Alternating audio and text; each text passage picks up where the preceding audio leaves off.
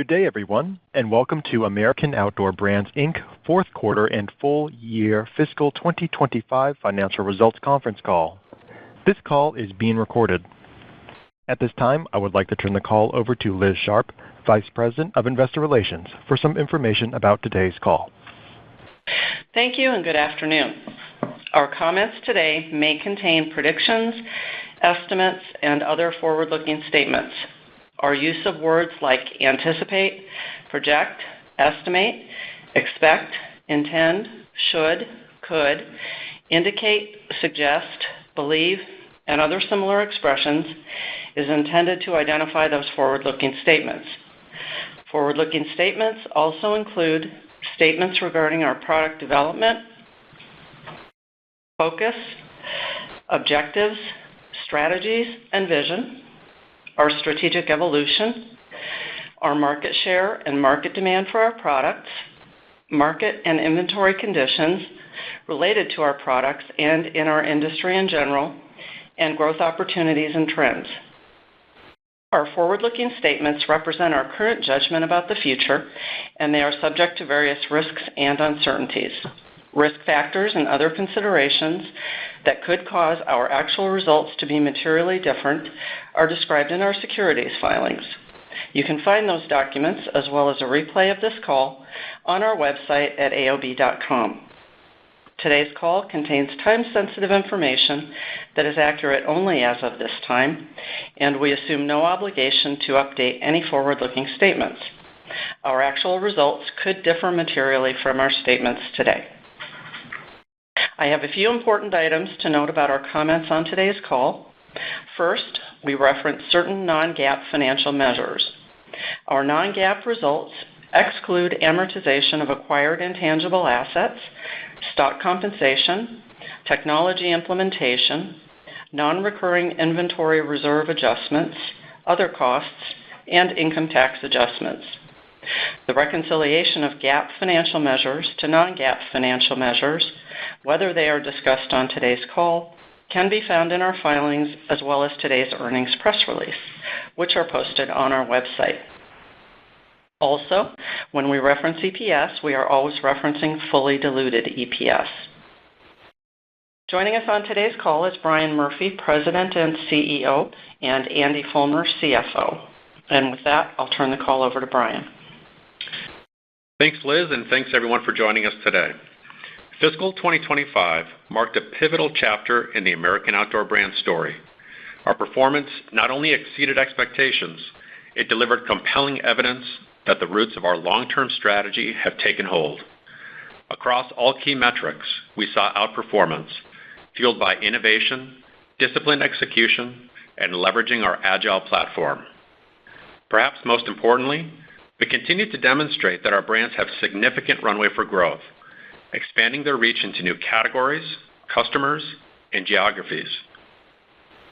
At the core of everything we do is our mission: to deliver innovative solutions for the moments that matter. This could be on the lake, in the woods, or at home on the patio. This mission is anchored in a clear and compelling vision to reshape how consumers engage with and experience their favorite outdoor activities. Since our spinoff in 2020, we've been dedicated to building a focused, agile business that brings our mission and vision to life.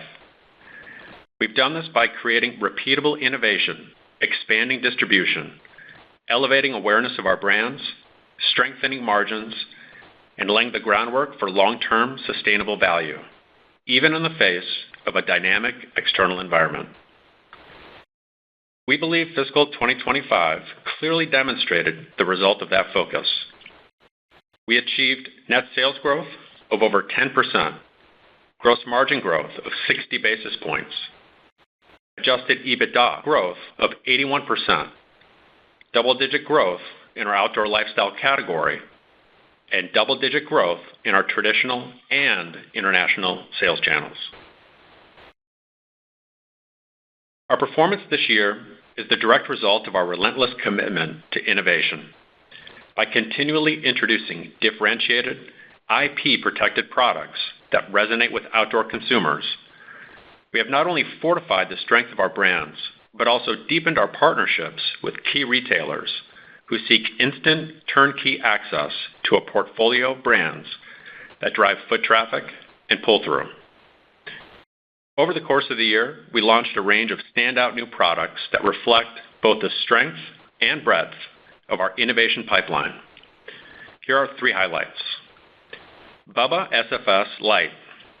Our latest smart fish scale introduces Bubba's gamification platform to a broader market of everyday anglers at an attractive price point.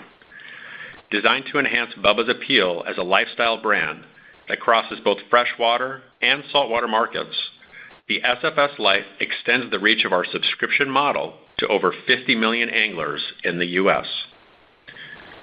Caldwell Claycopter.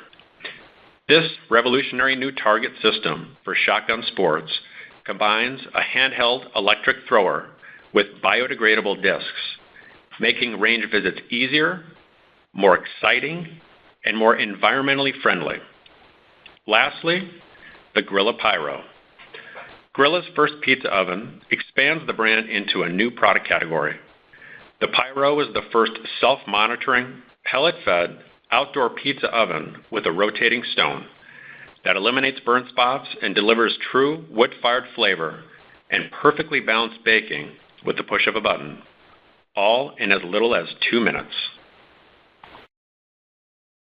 The momentum we experienced in fiscal 2025 wasn't isolated to any one product. It was consistent and broad-based. The new products I just mentioned, combined with continued demand for established product offerings from our other leading brands, such as Meet Your Maker and Bog, drove our net sales results throughout the year. This demand proved especially meaningful as the year progressed and broader concerns emerged around inflation, shifting consumer behavior, and the impact of tariff-driven price increases.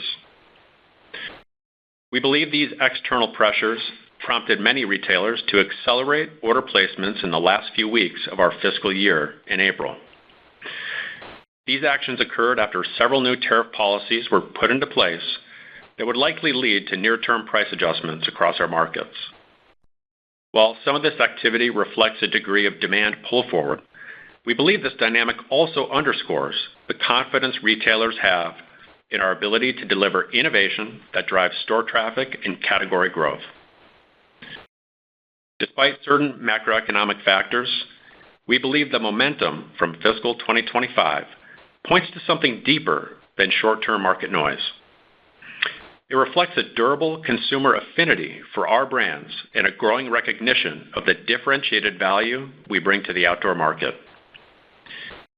This August, we celebrate 5 years as a standalone public company, a milestone that reflects not just the passage of time, but the transformation we've achieved. Looking back, I'm incredibly proud of how far we've come. When we first set out on this journey, we were largely concentrated in the shooting sports industry, selling almost exclusively to the U.S. domestic market, and we distributed the bulk of our products through traditional brick-and-mortar retailers. We set a bold strategy to evolve into an innovation-driven company that delivers sustained growth with expanded reach into diverse markets and across multiple distribution channels. So let's look at where we are today. Outdoor lifestyle versus shooting sports. Outdoor lifestyle has grown from 46% of net sales in FY20 to 57% today. International versus domestic. International has grown from 4% of net sales in FY20 to 6.5% today. E-com versus traditional. E-com has grown from 32% in FY20 to 38% today. We've added 2 new brands to our portfolio, Meet Your Maker and Grilla. One developed and launched entirely in-house, the other we acquired, and both of which significantly grew our D2C sales from roughly 3% to now representing over 13% of our total net sales.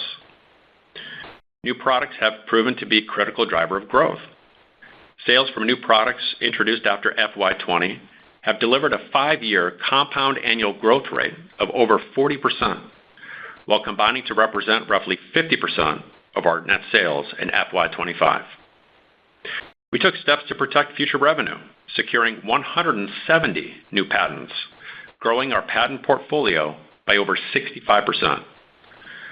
We have generated what I believe is the strongest new product pipeline in our company's history. And lastly, our business model, designed to be agile and asset-light, is yielding meaningful operating leverage. So, as we look ahead, we acknowledge that the tariff landscape continues to evolve. While the broader policy environment remains fluid, we are proactively mitigating potential risks through a disciplined, multi-pronged approach, much like the playbook we developed to navigate the 301 tariffs first introduced in 2018. We partnered with our vast supply chain network to identify flexible sourcing solutions designed to preserve both product quality and margin integrity. At the same time, we've implemented selective pricing adjustments to help offset cost pressures where appropriate. We believe these efforts have not only strengthened our supplier relationships, but also enhanced our ability to adapt to an increasingly complex global trade environment. As we noted last quarter, the core strengths of our operating model, namely our innovation velocity, operational agility, and deep vendor partnerships, position us well to manage uncertainty and near-term turbulence while staying focused on long-term execution. We remain committed to controlling what we can control, and we believe this mindset will continue to serve us well as we navigate fiscal 2026. Before I close, I want to recognize the people behind our achievements. At AOB, our values of honesty, respect, responsibility, discipline, collaboration, open-mindedness, and resourcefulness are more than just words. These values shape how we operate, how we lead, and how we show up for one another and for our customers. I'm proud of our team's resilience, commitment, and drive to build something enduring. I believe their passion and purpose has created a unique culture of extreme ownership and performance. I've never been more energized by the talent around me, the values we share, and the breakthroughs we're preparing to deliver. With that, I'll turn it over to Andy to walk through the financial results. Thanks, Brian. In fiscal 2025, we delivered net sales and profitability above our expectations and maintained a strong balance sheet, all while continuing to return capital to shareholders through our share repurchase program. We ended the year with several achievements and highlights, so let me walk you through the details. Net sales for the year were $222.3 million, an increase of 10.6% compared to fiscal 2024, driven by growth in every sales channel and category. Our traditional channel net sales grew by 18.1%, and our e-commerce net sales increased slightly compared to last year. As a reminder, our e-commerce channel includes direct-to-consumer sales from our own websites, as well as sales by online retailers that do not have brick-and-mortar stores. Our direct-to-consumer net sales for fiscal 25 were $29.6 million compared to $29.1 million last year. Domestic net sales increased by almost 10%, while our international net sales grew 20% compared to fiscal 2024. Turning now to our sales categories. In our outdoor lifestyle category, which consists of products relating to hunting, fishing, outdoor cooking, and rugged outdoor activities, net sales grew by 16.2%, driven mainly by sales in our Bubba, Meet Your Maker, and BOG brands. In our shooting sports category, which includes solutions for target shooting, aiming solutions, safe storage, cleaning and maintenance, and personal protection, net sales grew by 3.8% compared to last year, driven mainly by sales in our Caldwell brand. It's worth noting that one of our long-term strategic goals is to grow our shooting sports business by expanding into more stable product categories, such as shotgun sports. We made great progress on that objective in fiscal 2025 with the launch of our Caldwell Claycopter, which is getting great traction at retail. On a quarterly basis, net sales in Q4 came in well ahead of our expectations at $61.9 million, almost 34% above the prior year quarter. As Brian indicated, retailers accelerated their order placements in the last few weeks of our fourth quarter. We believe this effectively pulled forward approximately $8 to $10 million of net sales we had originally included in our fiscal 2026 outlook. Even without that acceleration, our fourth quarter still would have come in ahead of our expectations at about $53 million, a great result. We're also pleased that our outdoor lifestyle category delivered 53% year-over-year growth in Q4, and our shooting sports delivered 15.7% year-over-year growth. Turning to gross margin. Fiscal 25 gross margins increased 60 basis points over fiscal 2024 to 44.6% as expected.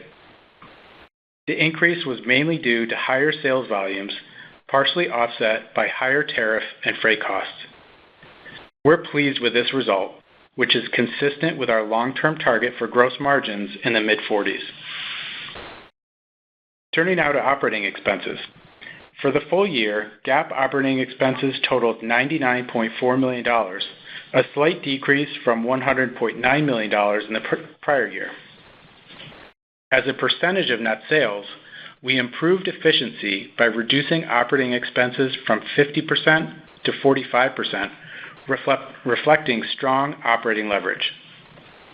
This 500 basis point improvement was primarily driven by lower intangible amortization and reduced legal expenses, partially offset by increased variable costs in selling, distribution, and employee compensation. It's important to note that within variable costs, our labor component actually decreased as a percentage of sales. This improving labor efficiency is a validation of our decision to invest in our footprint by taking over the full lease at our Missouri facility in fiscal 2024. I'm pleased with our OpEx improvement in fiscal 2025, which reflects our disciplined approach to consistently avoiding unnecessary expenses. This philosophy helps us maintain a lean, agile, and asset-light model that can adapt to change without requiring abrupt cost cuts. Non-GAAP operating expenses for fiscal 2025 were $86.9 million, compared to $84.1 million last year.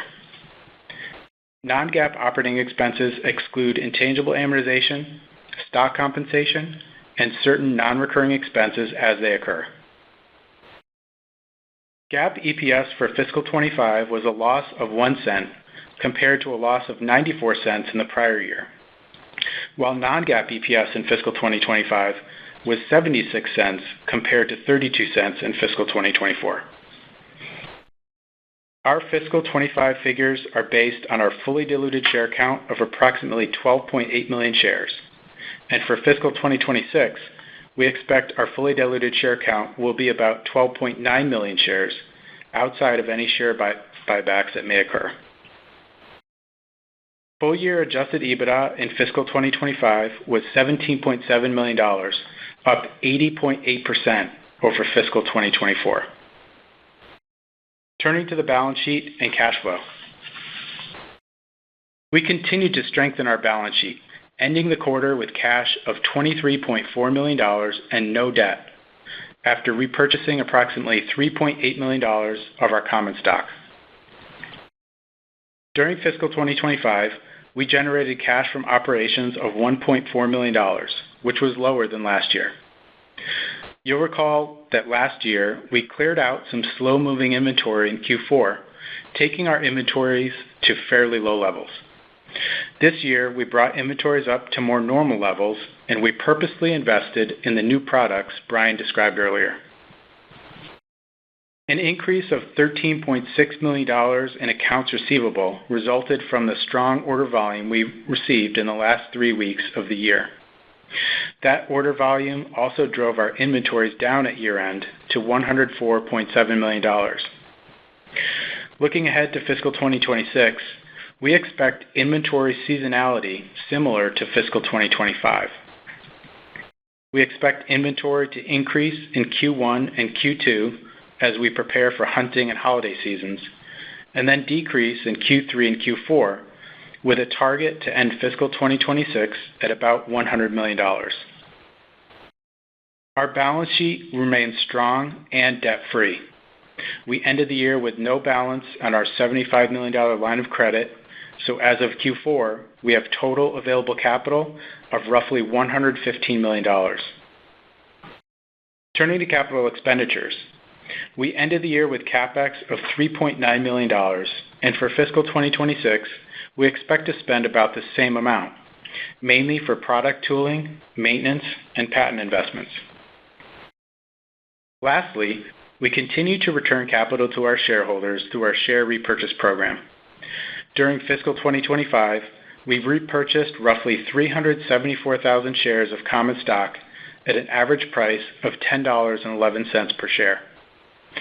And at year-end, we still have roughly $7.2 million of availability remaining on our $10 million share repurchase program, which runs through September 2025. Now turning to our outlook. Our POS trends have remained strong on a relative basis, reflecting ongoing underlying demand for our products and indicating that our innovation continues to break through. In fact, one key retail partner recently shared that our new clay copter has already generated more sales than all other clay throwers combined. It's a great moment to be powered by a strong innovation engine. That said, the macro environment remains uncertain and tariff policies continue to evolve, and the impact of those factors on consumer behavior, particularly in the back half of the year, remains unknown. In addition, we believe many retailers across the consumer goods landscape have built up their inventories in anticipation of tariff-driven price increases from suppliers. As a result, we would not be surprised to see a more conservative posture from them, focusing on optimizing current inventory levels and closely monitoring consumer demand. Given this uncertainty, alongside the acceleration of orders from fiscal 2026 into our fiscal 2025 results, we are suspending our previously issued net sales guidance for fiscal 2026. This decision reflects prudence, not a change in conviction.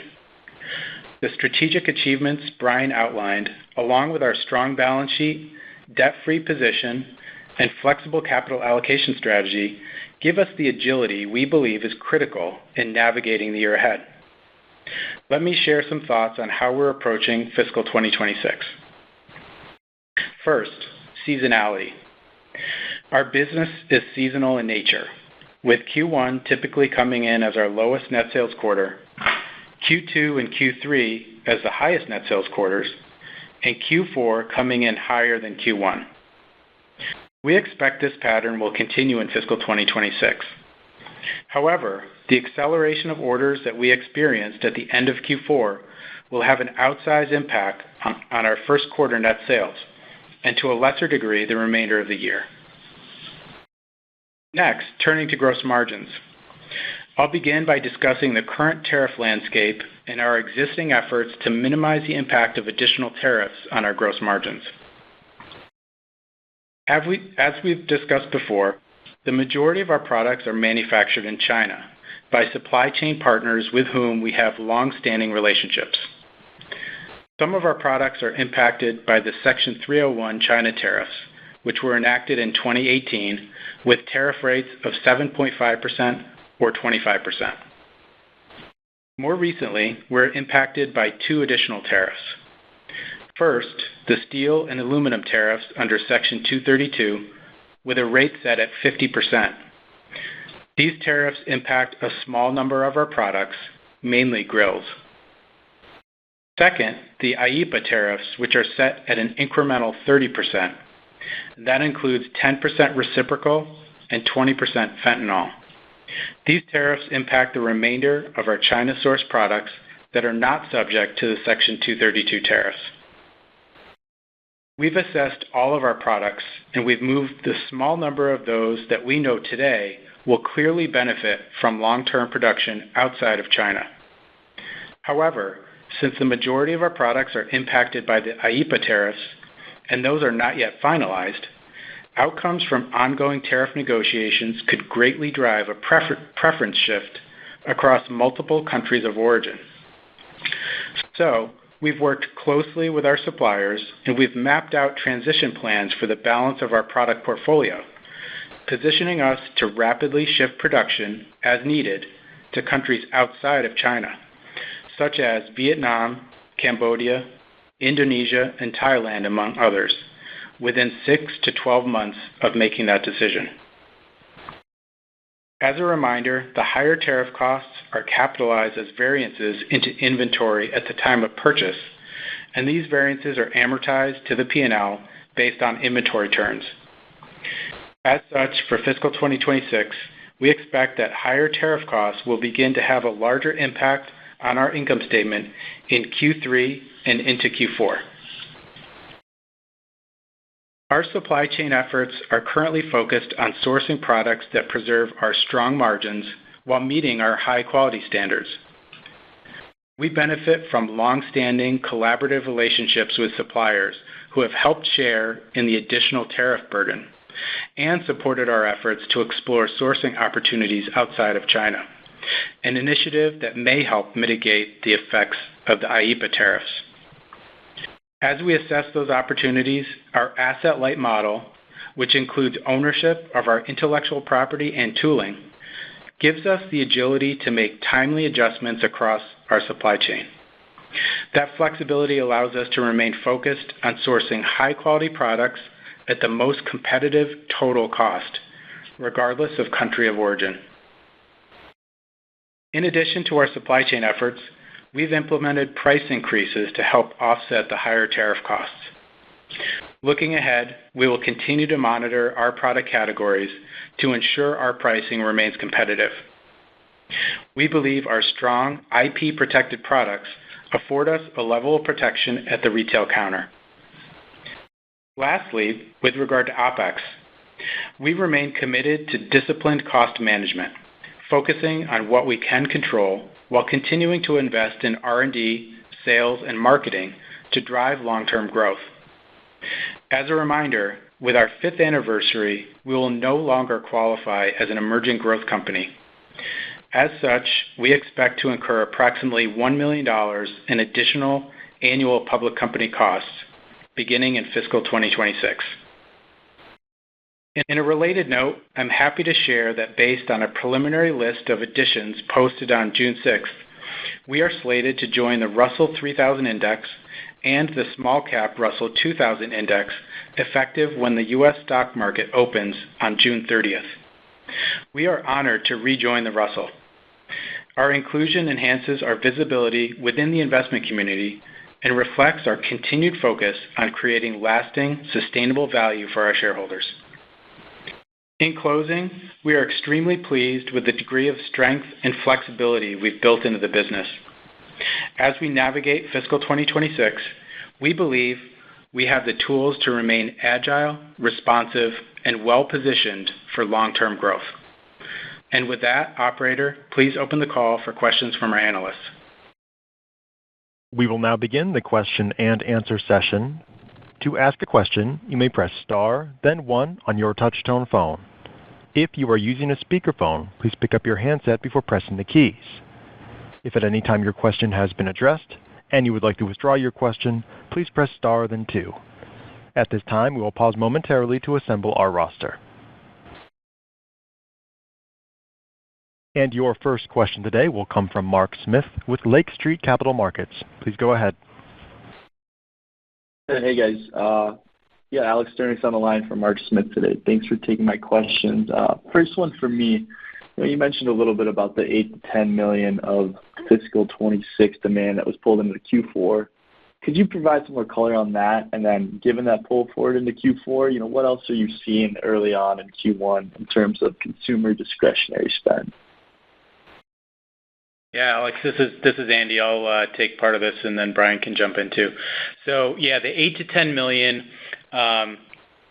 Again, when we look back at Q4, our retailers, to the best of our knowledge, were kind of faced with future price increases from suppliers across the board. So many of our retailers were giving their buyers an allotment of open-to-buy dollars to invest in key brand inventory prior to those prices going up. So, we benefited from that. So if you take a look at kind of our workhorse brands, those were the brands that were in high demand, and we're seeing really good pull-through now at retail. So if you think Bubba, Caldwell, Bog, those were the brands. And it's kind of a mixture of both inline replens and some of the new products that Brian talked about. Okay, and then the early Q1 trends for consumer discretionary spend? Yeah, so For consumer, you said. Oh, sorry. You said for consumer discretionary spend? Correct. Yeah, I'll start there. So like we alluded to in the prepared remarks, our POS is very strong, and it's across the board. And so we're seeing a healthy trend that continued from last year into now this new fiscal year. So that's a great sort of underlying foundation for us. It's more the sort of, I'll call it the bumpiness, that's happening at the surface related to how retailers are trying to defend their inventory positions and kind of navigate their way through the policy changes. But overall, our products are clearly resonating with consumers, and couldn't be happier about that. That's helpful. And then next one for me, this quarter looks like traditional really outperformed. Can you help unpack what drove the strength in that channel? Was this more load-in related or something more structural? Yeah, you know what? It's a little bit of two things. So it is load-in. Part of that is load-in related, where traditionally when we launch new products, traditional retailers actually do the best job of launching those products. Whereas on e-commerce, think of like an Amazon, for example, so much of that buying behavior and those decisions are made via social proof, right? If it has a large number of reviews and it's got 5 stars, I'm more likely to buy it. And so traditionally, e-com has just not done as good of a job launching new products. So traditional usually takes the lead when it comes to some of the newer ones, especially some of the foundational ones we just launched. So I think it's just the nature of that dynamic for now, although I fully expect e-com will catch up to that. And then what was the second part of the question? Sorry if I missed it. No, you hit that one on the head there. And then just last one for me. Previously you've mentioned there's some opportunities on M&A to bolster the outdoor lifestyle products. Just curious on your thoughts around the current M&A environment, your appetite there, and then also, are you looking at any other additional uses of capital? Yeah, great question. We absolutely pride ourselves in having a clean balance sheet and capacity to go do some deals. We've been waiting very patiently. We didn't get caught up in the flurry that probably was very exciting to get caught up into, a few years ago, knowing that at some point things would have to level out. And so we're in a great position to continue to look at acquisitions. We are seeing a pickup in volume, less so banker-led deals, more companies that we have facilitated a direct relationship with, who are just honestly out of their skis. They're struggling with their supply chain side. They're struggling with maintaining shelf space. They're struggling with innovation. And I think they see that there's a lot we can bring to the table there as an acquirer. So we actually have quite a few ongoing conversations currently. And a number of those, would make nice tuck-in acquisitions for us at very, very attractive prices. So certainly there's opportunity there, but again, like we always do, we don't go after everything. We want to be very cautious and make sure that 1 + 1 = 3 or more. Perfect. That's helpful, and that's all from me today. Thanks, guys. Yep. Thanks, Alex. And your next question today will come from Matt Koranda with Roth Capital. Please go ahead. Hey, guys. Just wanted to make sure I understand or can pinpoint the reason for the withdrawn guidance.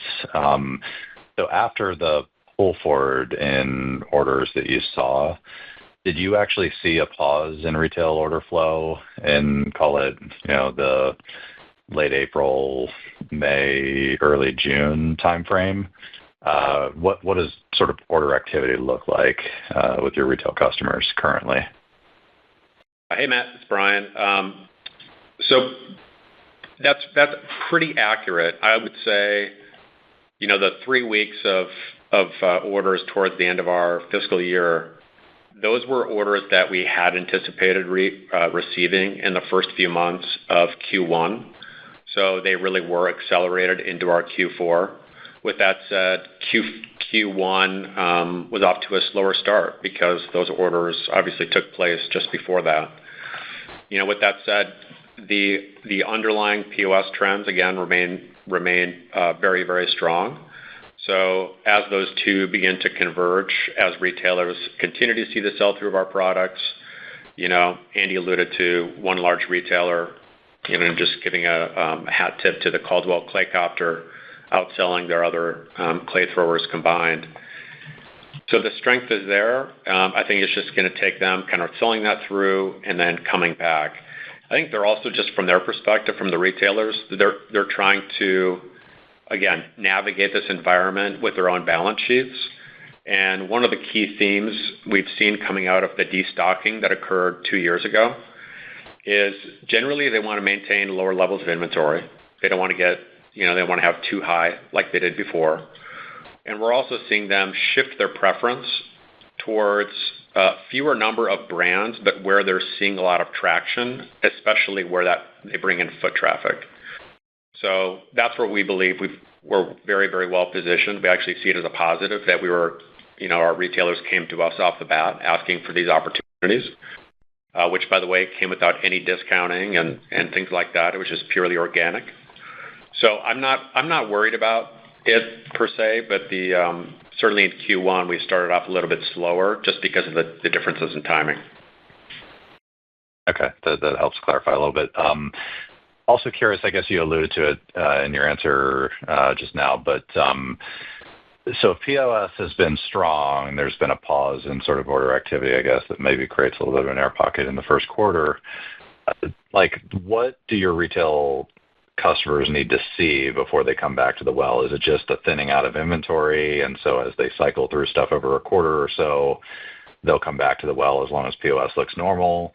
Do they need other things to be happening? Maybe just a little bit more on what you think drives them back for kind of the replenishment later in the fiscal year in 26.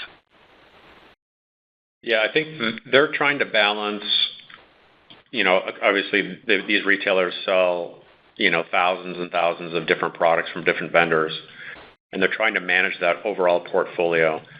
Again, I think it goes back to which of the brands and products that have strong sell-through, those are going to take the priority. And then I think they also go down to the price, right? Am I seeing a significant increase in price here, or can I get it close to where I could 3 or 6 months ago? And I think that's driving a lot of their repurchase behavior. I think that we're well positioned there to continue to capture that. But, going back to the, suspending guidance, what they've communicated to us is that, look, there's going to be some lumpiness ahead. As we continue to navigate this, not sure what's going to happen with the IEEPA tariffs.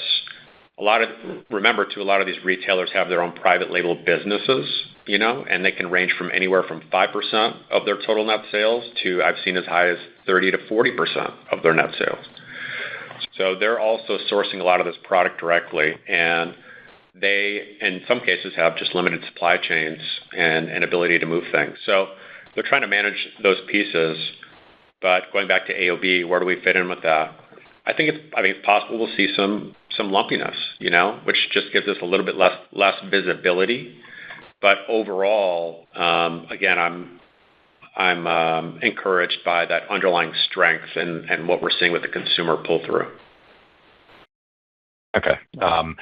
Maybe just one other one on the near-term sales commentary that you gave. I guess just so you level set everybody that's on the call, maybe if we think about first quarter in a normal environment, probably would have been kind of in line with the prior guidance in the mid-single-digit percentage growth range. If we just take that and then strip out sort of the $8 to $10 million in pull forward that we saw, is that directionally the right way to think about the first quarter as things stand? Yeah, I think that's directionally you're right with that, Matt. Okay. All right. Appreciate that.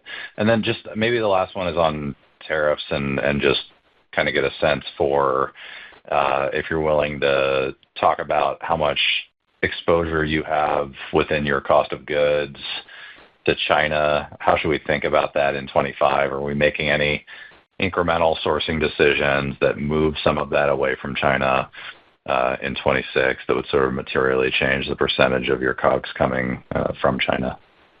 Sure. So this is Brian again. So the way that we're thinking about the year is, if you recall, we did build up our inventory position in anticipation that there may be some moves, right? And we saw that on Liberation Day on April 2nd. And so we're in a much better inventory position than others in our space, which we're also benefiting from because we have that inventory that retailers can purchase. And that's going to give us some breathing room, out through the next few months. With that said, we're waiting to see what happens with July 9th in the IEEPA tariffs. Like I said, we have a playbook in place, vendors identified, many of whom we already work with, where we can move capacity very, very quickly. And so we have the ability to move. We have moved some of our products, like Andy alluded to. But it really comes down to just what are the facts and circumstances we're presented with as we move forward, and then controlling what we can control. But like Andy said, the impact of the tariffs, the increased tariffs, really won't start hitting until the back half of this year for us, back half of the fiscal year. So from a full year kind of income statement perspective, there'll be some impact, but we're going to do our best to try to mitigate even what impact there might be. Again, through taking price where we can. I think we're in a good spot there. Bleeding off our good inventory that we have right now, and then just being agile. Let's get the products in the right places with the right quality, and ultimately everything that we do is going to be through the long-term lens. We're not going to do anything in the short term that's going to jeopardize the long term. All right. Appreciate it, guys. I'll leave it there. Matt. This concludes our question and answer session. I would like to turn the conference back over to Mr. Brian Murphy for any closing remarks. Thank you, operator. I want to thank our employees whose tireless commitment to innovation allows us to remain focused on executing our long-term vision. And thank you to everyone who joined us today. We look forward to speaking with you again next quarter. The conference has now concluded. Thank you for attending today's presentation. You may now disconnect.